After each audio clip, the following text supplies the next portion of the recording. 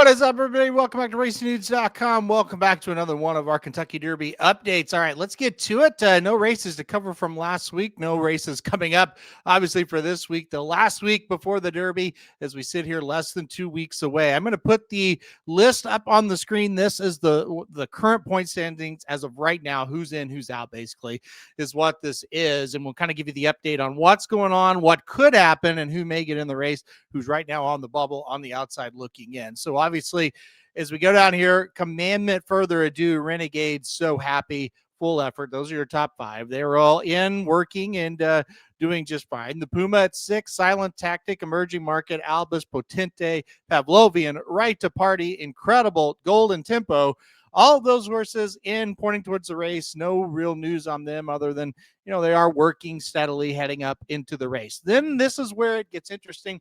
We already had some horses drop out. Ottenho, kind of a new one since the last time we talked. Class President, we already knew about. Of course, Paladin, he dropped out. We already knew about him as well. Now, the horses that are in italics, they're in the field.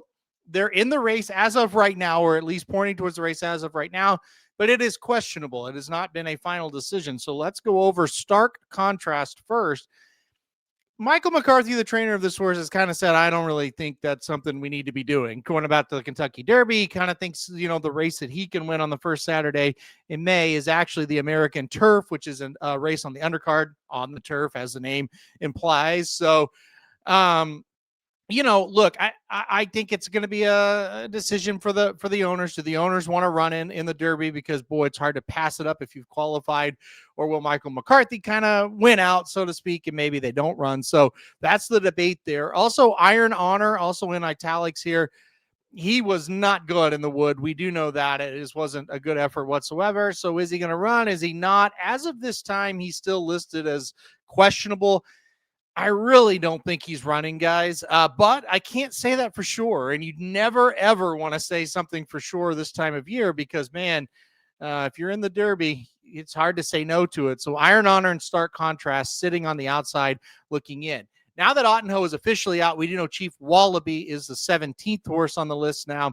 He is in. Now, 18, 19, and 20, well, those are overseas spots that are automatically in, and they're qualified. So, as you know, it's actually the top 17 United States runners who get it in. But Dan and Bourbon, Wonder Dean, 6-Speed, all in from those overseas markets and all running, unless something unforeseen happens.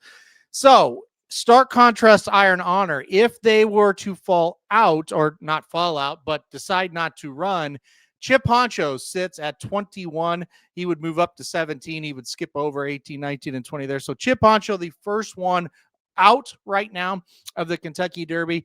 His name is in all, it's not in italicized letters, so he will be running if all things go to plan and if he gets into the field. So Chip Honcho in the field if we can get stark contrast or Iron Honor out. And of course, Intrepido, if you can get both of them out, and Intrepido then would be in the field as well. So 21 and 22 there, Chip Honcho and Intrepido. I'm going to guess they both draw in a little less than a week from now. They'll be drawing this race Saturday, April, I believe, what is that? April 25th, I believe. Yes, Saturday, April 25th. We will be drawing the Kentucky Derby a week out. And I'm going to guess these two are in the main body of the field. I do think we'll get a couple of defections, whether it be the two we know about that are possible, stark contrast or Iron Honor, or whether we get a surprise. And I hate even bringing it up, but you guys know as well as I do, sometimes there's a horse day of the race says he's not doing quite well and they don't enter him. So I'm hoping that doesn't happen.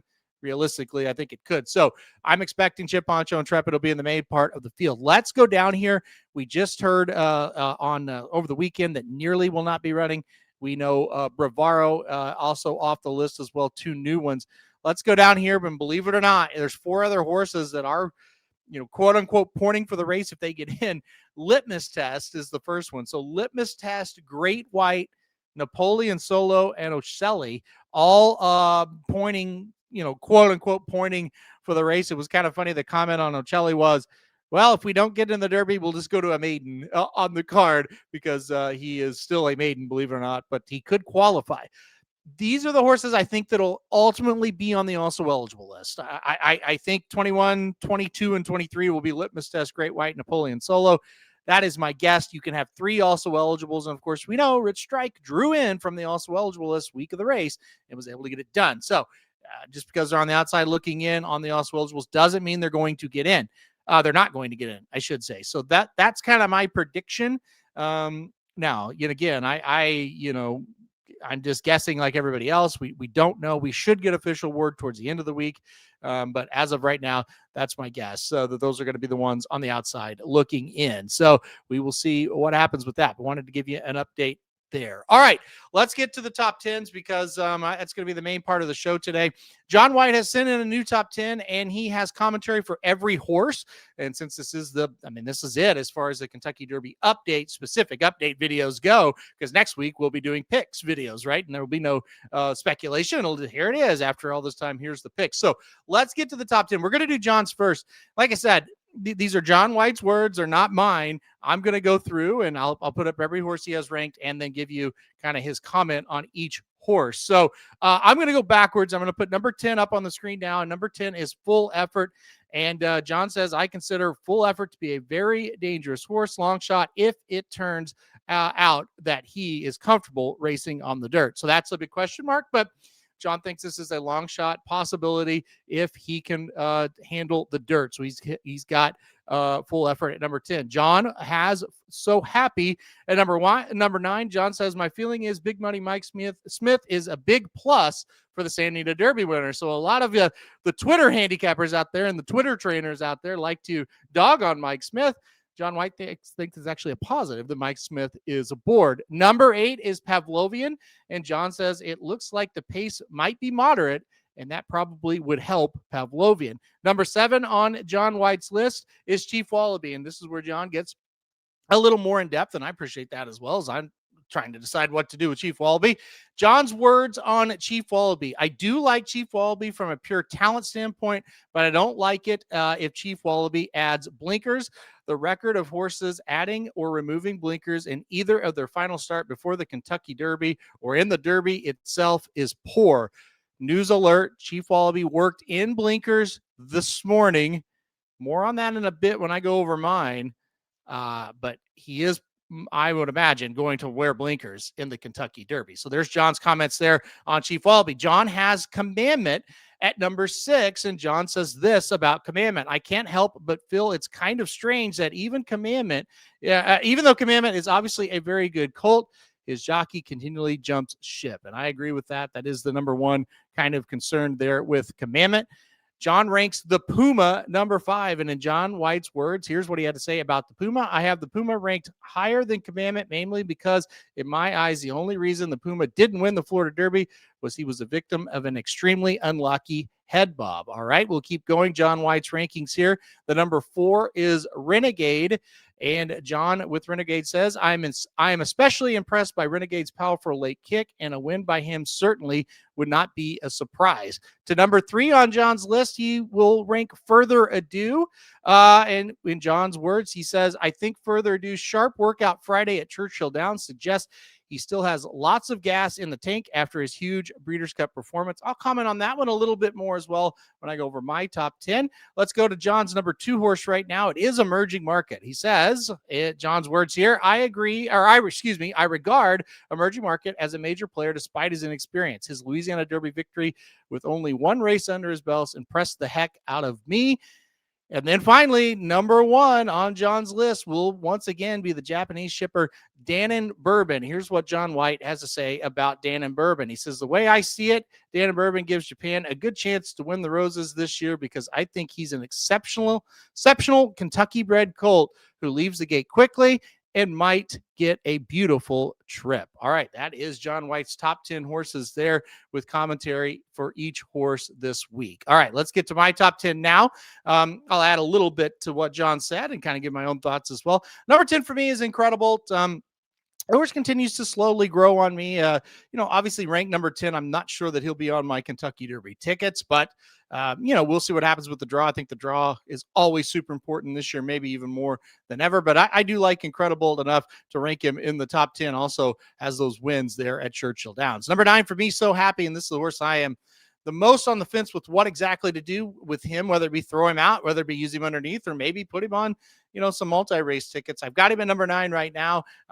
Huge effort last time out in the Santa Anita Derby, and we'll just kind of see if he can keep on progressing coming into this race. Number 8, Full Effort. Let's talk about Full Effort and his workout that had all the Twitter trainers, as Brad Cox described them. And by the way, I am stealing that. I love that from Brad Cox. But all the Twitter trainers hated Full Effort's workout, but Brad Cox didn't seem too concerned. He thought he got over it okay. He thought he looked very good. He compared him a lot to a horse that we've all kind of compared him to, and that's Final Gambit. And he kind of thinks, hey, if the pace gets hot and he gets the right setup, he thinks Full Effort can give him a little bit of a thrill, just like Final Gambit did last year. Number 7 is Silent Tactic for me. Super consistent horse, winner of the Southwest. Also finished second in the Smarty Jones, second in the Rebel, and second in the Arkansas Derby. Silent Tactic here at number 7 for me. Number 6, Chief Wallaby. Let's talk about him because he's kind of the buzz horse of this morning. And look, I think trainer Bill Mott probably didn't do the odds, the final odds of this horse much help. That's how I would describe it, because after the workout, Bill Mott said, this was from David Grinning, who posted this on Twitter a little bit earlier. Bill Mott said, I thought it was very good, extremely good, looked like a sovereignty work to me when he worked 2 weeks before the Derby. So if you're thinking you might get 10 or 12 to 1 on a Chief Wallaby, if somebody reads that, they may be more inclined to bet him and bring him down to maybe 8 to 1. But anyway, Chief Wallaby did work. Now, he did work with blinkers. It sounds like he is going to use blinkers in the Kentucky Derby. I'm with John White. That's a little bit of a scary thing, right? But we'll just kind of see how that goes. But, I was also talking to Jared about this on the phone right before I started recording. I said, here's the deal. I think in Bill Mott's mind, he ain't winning if he doesn't try blinkers, right? And, I think he's just like, look, we got to try it. I'm sure he knows the stats as well, but you kind of got to trust Bill Mott. And, he's still one. I don't know. I may end up picking him. I can't quit him, I feel like. But we'll see what happens with that. But, yeah, it does sound like he is going to wear blinkers in the Derby. Number 5, Emerging Market, a horse that I actually flipped over Chief Wallaby because of the blinkers on Chief Wallaby. It bothers me a little bit, but Emerging Market at number 5. And I kind of, same thing what John said, super impressive to win the Louisiana Derby in just second start. Is it too much too soon? I think that's the big question mark for me. The Puma, number 4 for me, a horse that, look, he's just done everything right, seemingly, since that poor trip in the Sam F. Davis. He came back to win the Tampa Bay Derby, and then also, like John pointed out, very unlucky. Looked like the winner when you watched it live with the Florida Derby, but does get nosed out. Number 3 for me, Further Ado, and almost put him back at number 1 after that workout. Not that I care about what people think about works or what works look like, but he was one I really wanted to take not even a close look of just, was he full of energy? Did he look a little tired after that race? It seemed to be a wow work. Everybody thought he really looked full of energy. So maybe he is going to bounce back. Maybe he's not going to bounce. Maybe what we saw in the Bluegrass that's him. And if it is, he's the winner. So I'm not kind of almost back in on him to win. We'll see what happens, though, when they draw the post. But I've got him at number 3 this week. Number 2 for me, Commandment. He may be losing his jockey, but boy, he gains respect with me with each and every race. He's won splitting horses. He's won up the rail. He's won on the outside. Just super consistent horse. So I think he's in with a huge shot here. Hey, it'd be great to keep jockeys, but you know what? Could have just been other circumstances. They might be wanting to ride for guys. They ride all year. It's a little bit of a business decision because I'm sorry, this is a horse that probably shouldn't have been losing jockeys in back-to-back races after winning the Fountain of Youth and Florida Derby. That is crazy, but I still really like him. And I think he's in here with a huge shot. And of course, number 1 Renegade for me. Obviously, I think he's in with a big shot as well. Really progressing the right way, progressing really nicely. Thought the Arkansas Derby was very good. I think he's going to be great at 1.25 miles. I hope he can be a little more tactical than dead last in the Derby. I'm hoping he's mid pack would be great. If he's a little bit further behind, that's okay as well. Just I don't want him 19th or 20th. So hopefully he's not that. So I've got him number 1. Irad ultimately does land on this horse, so we'll see what happens with him. But yeah, I've got Renegade number 1 once again this week. I would say this. It feels to me Out of those top 6, one of them, will be my top pick, and most likely one of the top 3 will end up being my top pick. So, with that being said, you hate to be non-committal this late, but I just think that's the kind of year it is. Last year, if you watch this video, you would have known journalism was going to be the pick. I was pretty committed to him. Some years in the Kentucky Derby, you can kind of have a stronger opinion before the draw because you just feel like, yeah, that's a pretty good horse. And even if you have that strong opinion that far out, like last year, you still could be wrong. This year, I just don't. I just think there's 5-6 horses that can win it.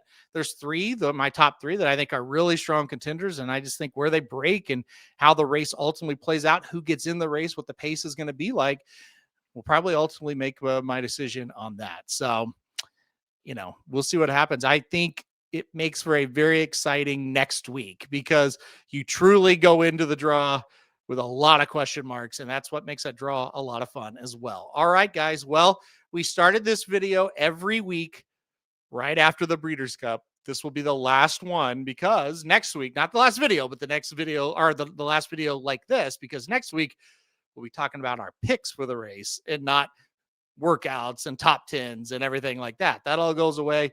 Picks next week. So, but before I end it here, thanks everybody for watching this every single week. It's always been a long run. This is always kind of a heartfelt goodbye as far as this video goes. Appreciate each and every one of you watching.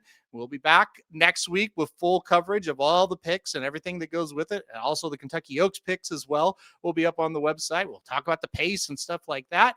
But for this video, we'll see you back in November of 2026, right after the Breeders' Cup, when we'll have a new Kentucky Derby top 5. So it's funny to say that, but we'll be here for sure. All right. Thanks everybody for watching all week.